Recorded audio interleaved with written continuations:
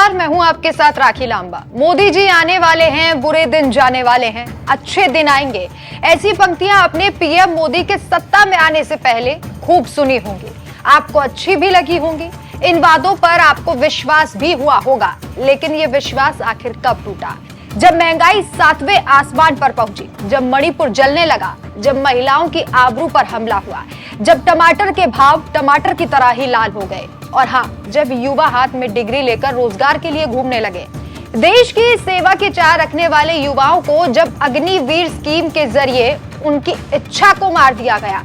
लेकिन इन बातों से मोदी जी को कोई लेना देना नहीं है। वो तो चुनावी समर में राम मंदिर के नाम पर वोट बटोर कर ले जाएंगे, हिंदू मुस्लिम करवा कर वोट अपनी झोली में डलवा लेंगे। लेकिन कहते हैं जुमले और झूठ ज्यादा दिन तक नहीं चलते हैं। जब ये झूठी हवा चलना बंद हो जाती है, तब उस सत्ताधारी का अंत भी तय हो जाता है। 5 राज्यों के विधानसभा चुनाव, और ये चुनाव एक सत्ताधारी के खिलाफ लोगों ने मिलकर लड़ा है, जो सत्ता की हनक में जनता के विचारों को अनदेखा कर रहा था। लेकिन 3 दिसंबर को जब रिजल्ट आएगा, तो हो सकता है कि पीएम नरेंद्र मोदी कहीं मुंह दिखाने लायक ना बचे, किसी से अपने दिल का गम बताने लायक ना बचे, क्योंकि जो रुझान सामने आ रहे हैं वो मोदी के लिए अच्छे नहीं बल्कि बुरे दिन ला सकते हैं। उम्मीद है कि इस बार बीजेपी का सूपड़ा साफ हो ही जाएगा। उम्मीद है सच में कि अच्छे दिन इस बार आएंगे। उम्मीद हम इसलिए कह रहे हैं क्योंकि पूरी दुनिया ही उम्मीद पर कायम है। हो सकता है कि 3 तारीख को नतीजे बीजेपी के पक्ष में आ जाए। हो सकता है कि बीजेपी की 5 राज्यों में सरकार भी बन जाए। जैसा प्रयोग हाल ही में मध्य प्रदेश में बीजेपी ने किया, उस प्रयोग से हो सकता है कि बीजेपी की सरकार 5 के 5 राज्य में बन जाए। बालाघाट में जैसे बैलेट पेपर पकड़े गए, वैसे बाकी राज्यों में भी खेला चल रहा हो, तो बीजेपी 5 राज्यों में जीत जाएगी। लेकिन ऐसी संभावना कम है, क्योंकि जितनी संजीदगी से कांग्रेस के नेता मध्य प्रदेश में सजग थे, जागरूक थे, सतर्क थे, लिहाजा पत्ते पिट गए। जो चुनाव आयोग के निर्देशों को ताक पर रखकर काम हो रहा था, वहां पत्ते खुल गए। पूरा मामला दिल्ली तक भी जा पहुंचा है। अब अगर आपको नहीं पता कि ये पूरा मामला क्या था, तो सबसे पहले वो आपको बता देते हैं। लेकिन आप ये पूरी वीडियो देखेंगे तो आपको पता चलेगा कि 3 दिसंबर को आखिर क्या होने वाला है और 3 दिसंबर के बाद क्या होगा। सबसे पहले बात बालाघाट की। यहाँ कांग्रेस ने बैलेट बॉक्स से छेड़छाड़ करने के आरोप लगाए। एक्स सोशल मीडिया पर कांग्रेस ने किसका वीडियो भी जारी किया, जिसमें कांग्रेस ने लिखा था, निर्वाचन को कलंकित करते बालाघाट कलेक्टर। मध्य प्रदेश के बालाघाट जिले के कलेक्टर डॉक्टर गिरीश मिश्रा ने आज 27 नवंबर को ही स्ट्रांग रूम खुलवाकर बिना अभ्यर्थियों को सूचना दिए डाक मतपत्रों की पेटियां खोल दी। अंतिम सांसें गिनती शिवराज सरकार और सरकार की अंधभक्ति में लीन कलेक्टर लोकतंत्र के लिए बड़ा खतरा है। कांग्रेस का एक एक कार्यकर्ता सतर्क और चौकन्ना रहे। बीजेपी की करारी हार से बौखलाई चोरी की ये सरकार और कुछ सरकारी दलाल वोट चुराने की फिराक में है।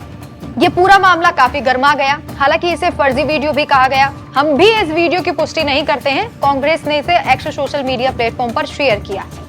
तो ये वीडियो की बात रही। मध्य प्रदेश के शिवपुरी जिले में कांग्रेस के पोलिंग एजेंट की लाश तक मिली थी। पोलिंग एजेंट मतदान के दिन से लापता था।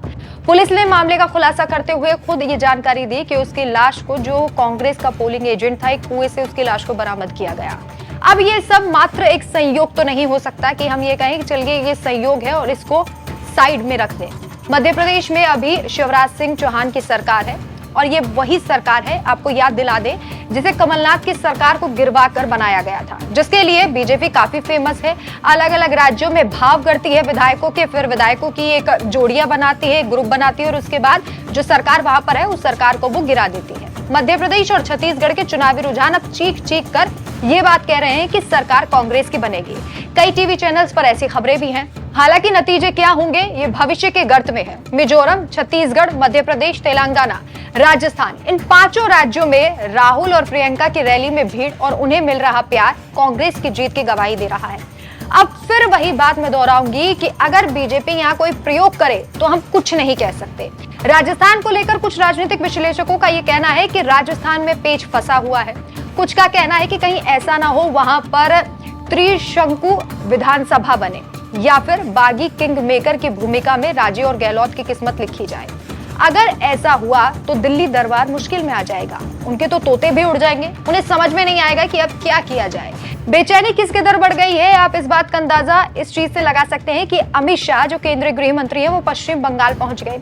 ईडी, सीबीआई सब बंगाल पहुंच गए हैं, लेकिन ममता बनर्जी किसी के काबू में नहीं आ रही।